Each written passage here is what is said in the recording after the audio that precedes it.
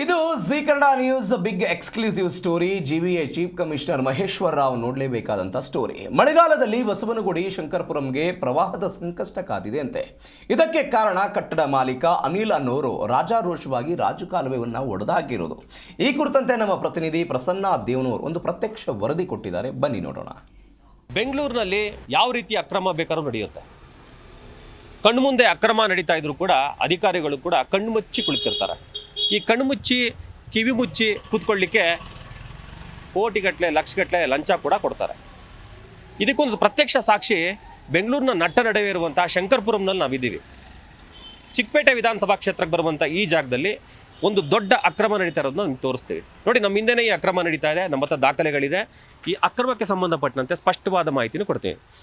ಮಳೆ ನೀರು ಚರಂಡಿ ಅಥವಾ ರಾಜಕಾಲುವೆ ಅಂತ ಏನು ಕರೀತಾರೆ, ಈ ಒಂದು ಮನೆ ಮಾಲೀಕ ಇಲ್ಲಿ ನಿರ್ಮಾಣ ಮಾಡ್ತಿದ್ದಾನಲ್ಲ, ಕಟ್ಟಡದ ನಿರ್ಮಾಣ ಮಾಡ್ತಿರುವಂಥ ಮಾಲೀಕ, ಈತನ ಹೆಸರು ಅನಿಲ್ ಅಂತೇನಿದ್ದಾರೆ.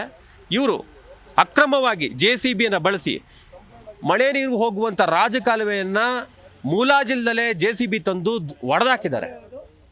ಆ ರಾಜಕಾಲುವೆಯನ್ನು ಹೊಡೆದಾಕಿದ್ದಾರೆ. ಈ ಮೇಲ್ಭಾಗ, ಈ ಬಿಲ್ಡಿಂಗ್ಗಳು ಏನು ಕಾಣುತ್ತೆ, ರಾಜಕಾಲುವೆ ಹಿಂಭಾಗದಲ್ಲಿರುವಂಥ ನೂರಾರು ಬಿಲ್ಡಿಂಗ್ಗಳು ಹಿಂದ್ಗಡೆ ಏನಿದೆ, ಅಲ್ಲೆಲ್ಲಿಂದ ಕಡೆಯಿಂದನೂ ಆ ಎತ್ತರದ ಜಾಗದಿಂದ ಇಲ್ಲಿ ನೀರು ಬರುತ್ತೆ. ಆ ನೀರು ಬಂದು ಇಲ್ಲಿಂದ ಮುಂಭಾಗಕ್ಕೆ ಮುಖ್ಯವಾದ ರಾಜಕಾಲುವೆಗೆ ಇದು ಸಂಪರ್ಕವನ್ನು ಸಾಧಿಸುವಂತಹ ಒಂದು ರಾಜಕಾಲುವೆ.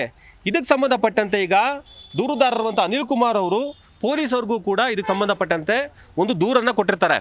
ಆ ದೂರಿನ ಅನ್ವಯ ಈಗ ಪೊಲೀಸರು ಕೂಡ ಬಂದು ಇಲ್ಲಿ ಪರಿಶೀಲನೆಯನ್ನು ಮಾಡ್ತಾ ಇದ್ದಾರೆ. ಜೊತೆಯಲ್ಲಿ AEAEಗಳಿದ್ದಾರೆ, ಅವರು ನೋಟಿಸನ್ನು ಕೊಟ್ಟಿರುವಂಥ ಕೆಲಸವನ್ನು ಮಾಡಿದ್ದಾರೆ. ಕಟ್ಟಡದ ಮಾಲೀಕರಿಗೆ ನೋಟಿಸನ್ನು ಕೊಟ್ಟಿದ್ದಾರೆ. ಏನಂದರೆ, ನೀವು ಮಳೆ ನೀರು ಚರಂಡಿ ಒತ್ತುವರಿ ಮಾಡಿ ಕಟ್ಟಡ ನಿರ್ಮಾಣ ಮಾಡ್ತಿದ್ದೀರಾ ಅನ್ನುವಂಥ ಒಂದು ದಾಖಲೆಗಳನ್ನು ಕೊಟ್ಟಿರುವಂಥದ್ದನ್ನು ನಾವು ನಿಮ್ಗೆ ತೋರಿಸ್ಬೋದು. ಈ ದಾಖಲೆಗಳ ಸಮೇತವಾಗಿ ನಾವು ಸುದ್ದಿಯನ್ನು ಹೊಡಿತಾ ಇರುವಂಥದ್ದು. ನಮ್ಮ ಪ್ರಶ್ನೆ ಇಷ್ಟೇ, ಯಾರು ಕೊಟ್ರಪ್ಪ ನಿಮಗೆ ಪರ್ಮಿಷನ್ನು ಈ ಚರಂಡಿ ಹೊಡೆದಾಕಕ್ಕೆ ಅಥವಾ ಈ ರಾಜಕಾಲುವೆ ಹೊಡೆದಾಕಕ್ಕೆ? ನಾಳೆ ಮಳೆ ಬರುತ್ತೆ, ಜೂನಲ್ಲಿ ಜುಲೈನಲ್ಲಿ ದೊಡ್ಡ ಪ್ರಮಾಣದಲ್ಲಿ ಮೇಲಿಂದ ನೀರು ಬರುತ್ತೆ. ಆ ನೀರು ಎಲ್ಲಿ ಹೋಗಬೇಕು? ಮಳೆ ಚರಂಡಿ ನೀರು ನೋಡಿ, ಇಲ್ಲಿ ನೋಡ್ತಿದ್ದೀವಿ ನಾವು, ಹೊಡೆದಿರೋ ಎಫೆಕ್ಟ್ ಏನಾಗಿದೆ ನಮ್ಮ ಕ್ಯಾಮ್ರಾಮನ್ ತೋರಿಸ್ತಾರೆ ನೋಡಿ. ಈ ಕಟ್ಟಡದ ಎಡಭಾಗದಲ್ಲಿ ನೀರು ನಿಂತೋಗ್ಬಿಟ್ಟಿದೆ, ಬಲಭಾಗದಲ್ಲಿ ನೀರು ಎಲ್ಲ ನಿಂತೋಗಿರುವಂಥದ್ದು. ನೀರು ಸರಾಗವಾಗಿ ಹೋಗೋಕ್ಕೆ ಸಾಧ್ಯನೇ ಇಲ್ಲ ಅಂಥ ಪರಿಸ್ಥಿತಿ. ಕಟ್ಟಡದ ಸುತ್ತಲೂ ಕೂಡ ನೀರು ಜಮಾವಣೆ ಆಗಿದೆ. ಪಕ್ಕದ ಕಟ್ಟಡಗಳಿಗೂ ಹಾನಿಯಾಗುವಂಥ ಸಾಧ್ಯತೆ ಇದೆ. ಇವೆಲ್ಲವನ್ನು ಗಮನಿಸಿ ನೋಡೋ ಸಂದರ್ಭದಲ್ಲಿ ಮುಲಾಜಿಲ್ಲ. ಈ ನೆಲದ ಕಾನೂನಿಗೆ ಇವರಿಗೆ ಯಾವುದೇ ರೀತಿಯಂಥ ಮುಲಾಜೆ ಕೊಡಲ್ಲ, ನಿಯಮಗಳು ಇವ್ರಿಗೆ ಅಪ್ಲಿಕೇಬಲ್ಲೇ ಆಗಲ್ಲ. ಅಲ್ಲ, ಏನು ಅನ್ಕೊಂಡ್ಬಿಟ್ಟಿದ್ದಾರೆ? ಹೆಂಗೆ ಬೇಕಾದ್ರೂ ಕಟ್ಟಡ ಕಟ್ಟಿಬಿಡ್ಬೋದಾ?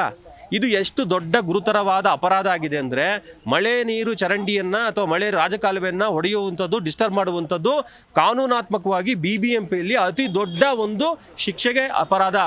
ಬೆಂಗಳೂರು ದಕ್ಷಿಣ ಕಮಿಷನರ್ ರಮೇಶ್ ಅವರು ದಯವಿಟ್ಟು ಈ ಒಂದು ಸ್ಟೋರಿನ ನೋಡಿ, ನಿಮ್ಮ ಅಧಿಕಾರಿಗಳು ಮಾಡ್ತಿರುವಂಥ ಅಕ್ರಮವನ್ನು ನೋಡಿ, ದೂರನ್ನು ಕೊಟ್ಟು ಗಮನ ಸೆಳೆದರೂ ಕೂಡ ಯಾವುದೇ ಕಾನೂನಾತ್ಮಕ ಕ್ರಮವನ್ನು ಕೈಗೊಳ್ಳದಲೇ ತಣ್ಣಗೆ AC-ನಲ್ಲಿ ನಿದ್ದೆ ಮಾಡ್ತಾರೆ ನಿಮ್ಮ ಅಧಿಕಾರಿಗಳು.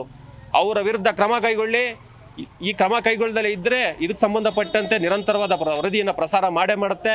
ಇದನ್ನು ಉಪಮುಖ್ಯಮಂತ್ರಿಗಳ ಗಮನಕ್ಕೂ ಕೂಡ ತರುವಂಥ ಕೆಲಸವನ್ನು ಜಿ ಕನ್ನಡ ನ್ಯೂಸ್ ಮಾಡುತ್ತೆ. ಕ್ಯಾಮ್ರಾ ಪರ್ಸನ್ ನಾಗಪ್ಪ ಜೊತೆ ಪ್ರಸನ್ನ ದೇವನೂರ್, ಜಿ ಕನ್ನಡ ನ್ಯೂಸ್, ಬೆಂಗಳೂರು.